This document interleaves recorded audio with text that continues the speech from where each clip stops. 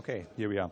So yeah, my presentation is about a case study we did that shows how we can leverage CAPI to build energy-efficient accelerators and how we make these accelerators available in form of libraries to the end user. So when we look at the roadmap towards energy-efficient data centers, we see that in the past we spent a lot of effort to reduce the overheads, right? So we did efficient cooling, efficient power supplies to optimize the data center energy as a whole. But this doesn't help a lot to really make the work more efficient that is computed on the nodes. So in the far future, we expect a lot of gains from new device technologies, from even new processing paradigms.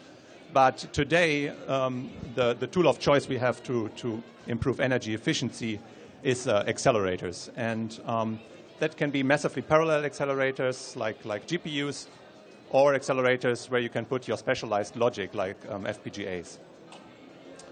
So the problem we have right now with FPGAs is that they are still not as programmable as CPUs, right? So it's difficult to put your application on an FPGAs. And there are two ways to optimize this process. So one option is to use high-level synthesis flows.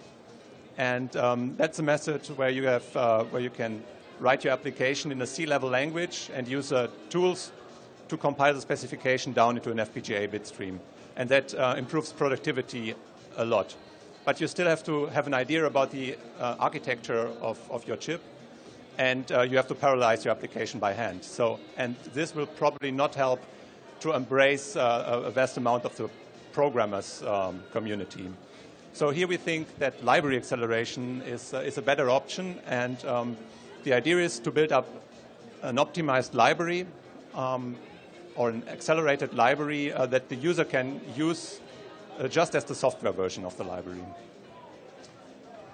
Well, looking at what libraries are around, there is a vast amount of fairly standard libraries from dense and sparse linear algebra, image processing, machine learning, and regular expression matching.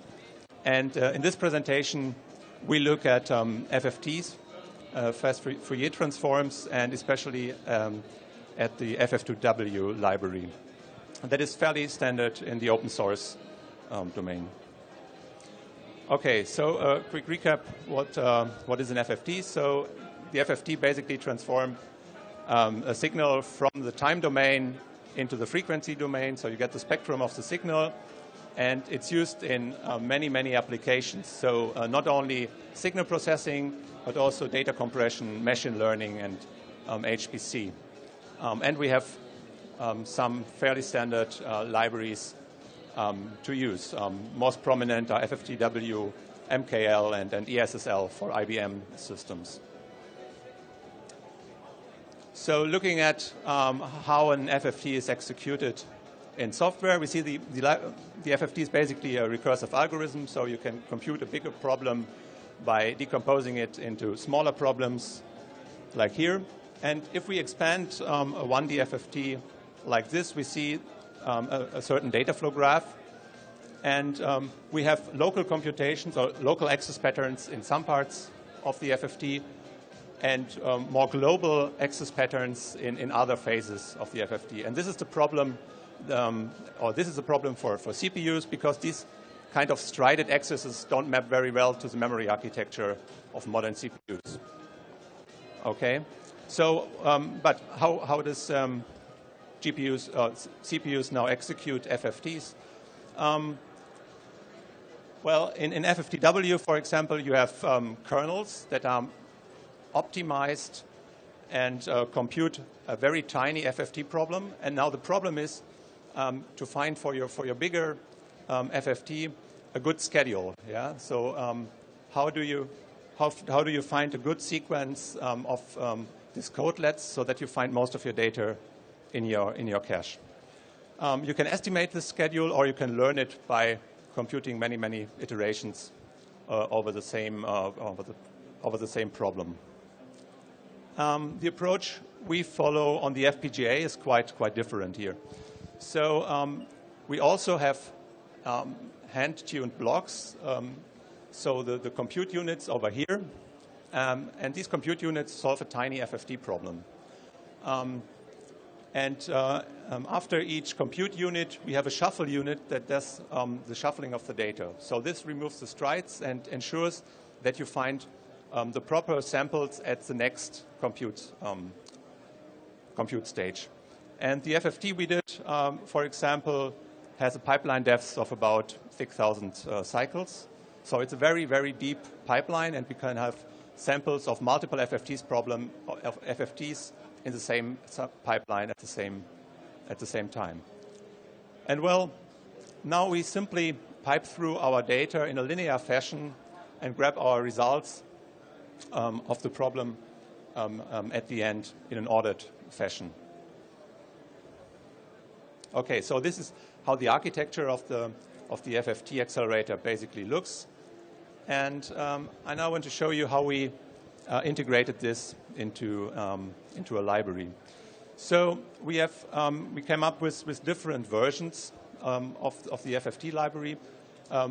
One is simply the FFTW here running on a Power 8 CPU. We have done another one that is using the PCIe protocol and an OpenCL driver stack. And finally, our CAPI-enabled FFT. And actually, both of these versions are running on the very same hardware in the end. Okay, so now the user can make use of these accelerated libraries just by calling to the interface. But this is not an optimal way to use it. So we came up with a little interposer library that intercepts calls to the FFTW library, and in case we have or we can accelerate this computation, we just remap the call dynamically to an FPGA. Okay, so it's completely transparent to the user. He doesn't even see that there is an accelerator in the system. Yeah, so what can we do with that? So in order to find out if a problem works well on the FPGA, we can, at runtime, trace the performance and the power consumption of the system to figure out what is the optimal platform for a certain computation. Yeah, and we can use this information in our interposer library here to remap the calls to the most optimal platform in the system. Okay, what does it bring us in the end? So we were able to use this library in tools that link to FFTW. So we tried it, for example, with GNU Radio, which is a signal processing toolbox in Linux, and we could accelerate this application without changing any line of code. So no code changes to the application. The interposing does the job and remaps the calls to the FPGA. Okay, so this CAPI accelerated FFT is running on the SuperVessel developer cloud. You can check it out on the web and try it if you want. It's available there. Few things how this works under the hood. So whenever we get an FFTW, the command to plan a new FFT, we check, does this structure, does this problem map to our accelerator? And if yes, we mark this, this plan as acceleratable. And any subsequent execution of an FFT will then be mapped to the accelerator. Okay, so we can always fall back to software in terms of if the FPGA is not available or if we have if the queues are full, for example. Okay. A few results. So the first thing we looked at was the latency of this accelerator, because if we do this kind of transparent interception of library calls, we need accelerators that have low latency, react very fast in the system. And here we could show that although the FFT pipeline is computing faster than a core, the little overhead added a little overhead to the CPU runtime. So we are not quite as fast, but it's approximately the same as we do on the CPU. Compared to an PCI Express accelerated version, our accelerator is by far better.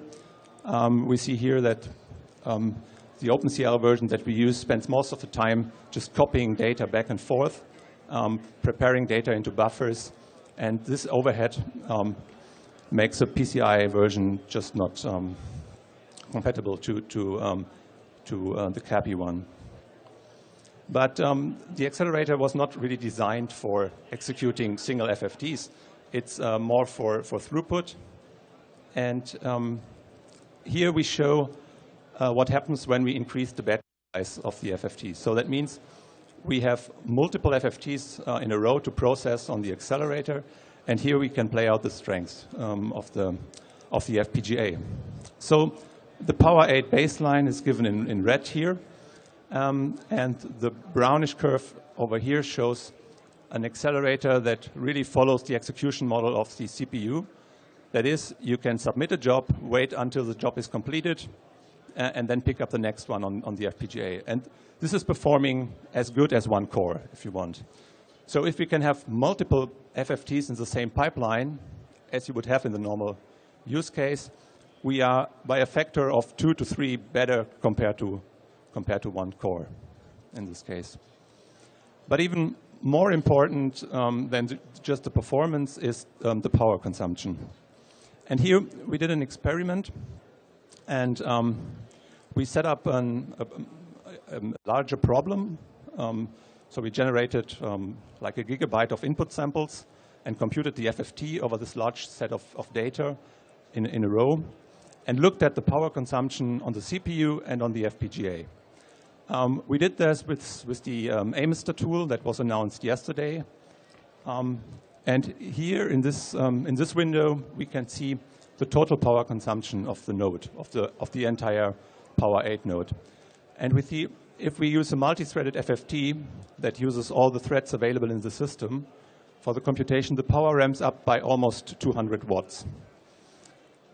If we look at the time span on the trace where the FPGA is active, you cannot even see that there is computation going on.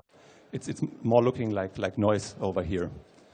So when we zoom into this problem a bit deeper and look what's going on the PCI Express power rail here, we see that the additional power that is drawn from the PCIe rails when the FPGA is active is about 3 to 4 watts. So this is the only power you need to compute the FFT on the FPGA. The rest is just the static power that the card consumes even when being idle. Okay, but this is not the only parts. We have another activity going on in the memories because we are fetching the data out of the host memory. And this is shown over here. So again, we see when all threads are active, this causes a lot of activity on your memory channels.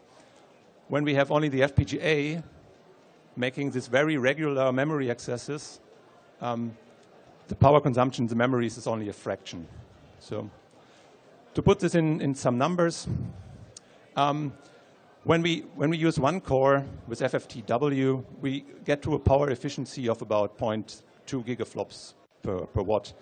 We can increase the efficiency a bit when we go parallel, when we use multiple threads and parallelize the computation. But again, this is about 0.3 gigaflops per watt. When we use the AFU on the FPGA, the efficiency increases order magnitude, and we can achieve almost the performance of a parallel version on the Power 8. Okay, so why was CAPI important in this case? We really needed the coherent virtual memory addressing for offloading this fine-grained compute tasks to an accelerator. The PCI driver stack wouldn't allow to do this, And this enables us to show really the energy efficiency of FPGA computing. And the FFT is not the only thing we did. So we have similar accelerators for regular expression matching and sparse linear algebra. And we try to combine these solutions now for doing machine learning on FPGA. That was my last slide. Thank you for your attention. And if you have questions, just grab me.